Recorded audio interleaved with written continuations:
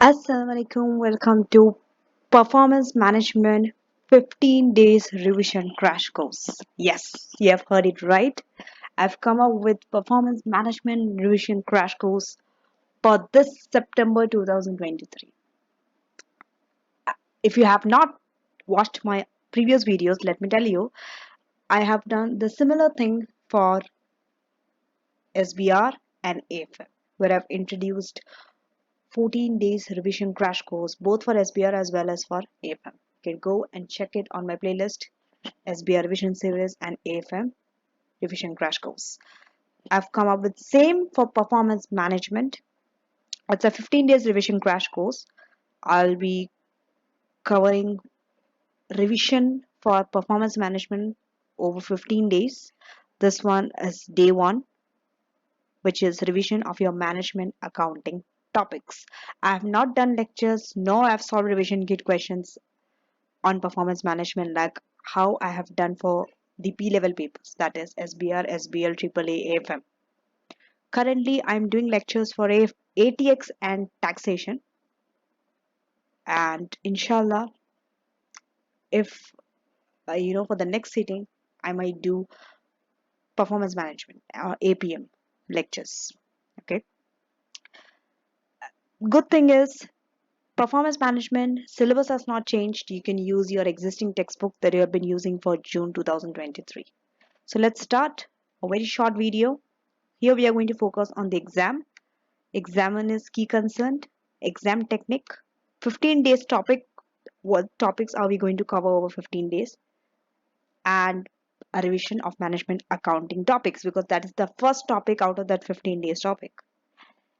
The exam technique and examiner's key concern is only for day 1. It applies for your performance management, entire performance management.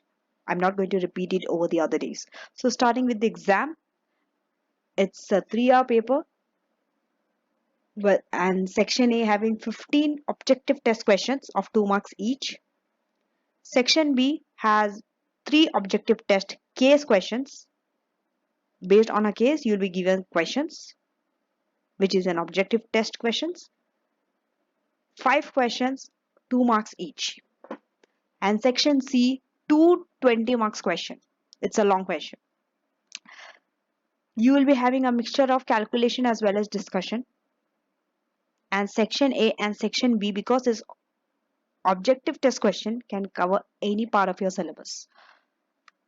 And section C is going to cover mostly on decision making techniques, budgeting, control, and performance measure. So examiner's key concern is when you are calculating a number, you should be able to interpret it. Okay. Next. Financial performance indicator does not give a full picture. It only gives you a limited perspective. That's why you need to look at NFP, that is non-financial performance indicator, to look at the full picture. So when you have to give any kind of conclusion or something, when you have to come to a conclusion, you have to see both financial and non-financial indicator, not just one. Many questions will be designed that have discussion questions. Okay. Some questions are based on your calculations. Okay, some discussion question. Some, even if you're struggling with calculation, you can still attempt some discussion questions. We'll show you a demo later on when we do questions on performance management.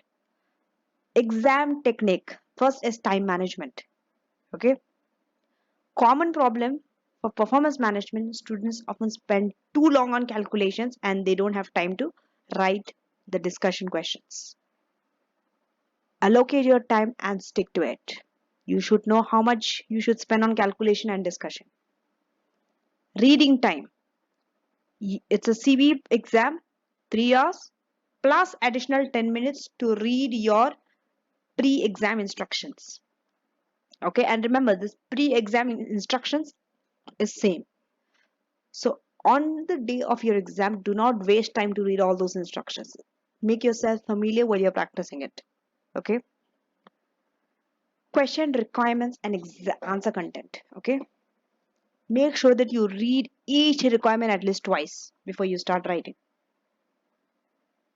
For example, the question says, discuss the issues to be considered when switching to ZBB, that is zero-based budgeting.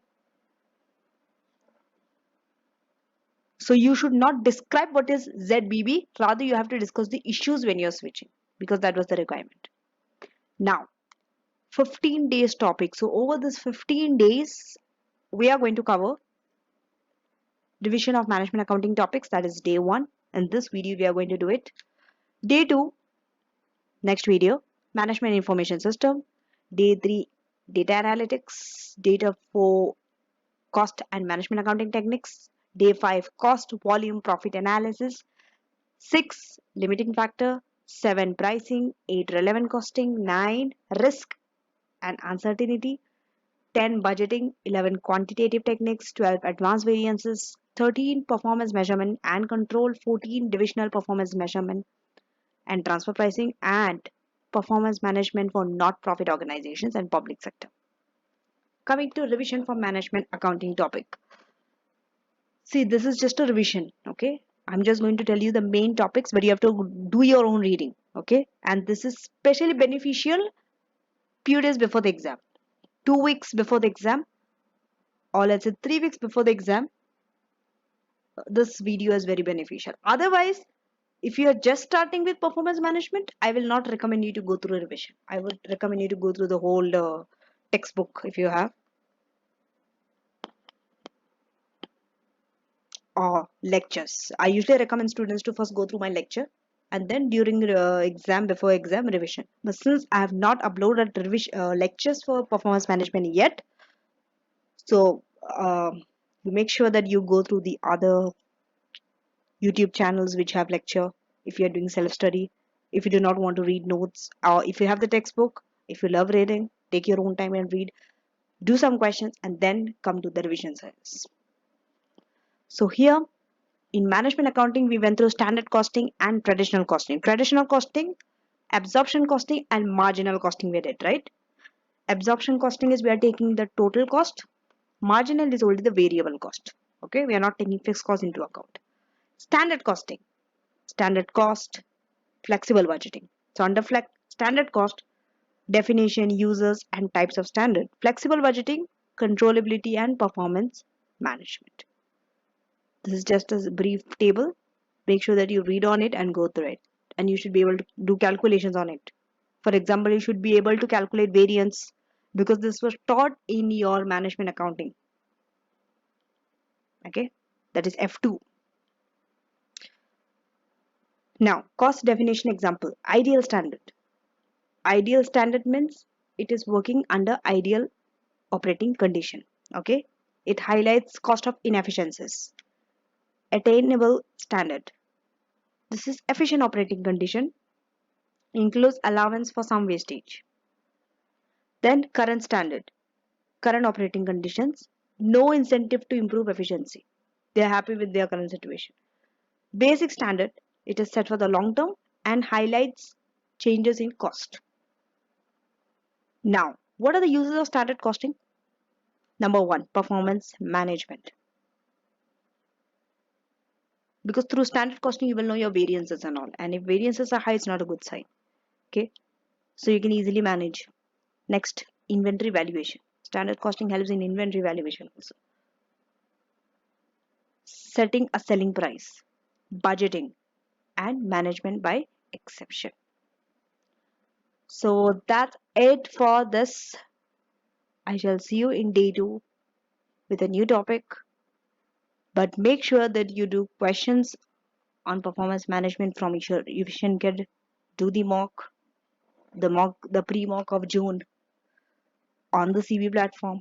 Make sure that it gets reviewed by someone. Okay, and read your textbook at least once. Best of luck, and don't forget to subscribe to my channel. I'll be coming with lots of videos on other subjects as well. Thank you and take care.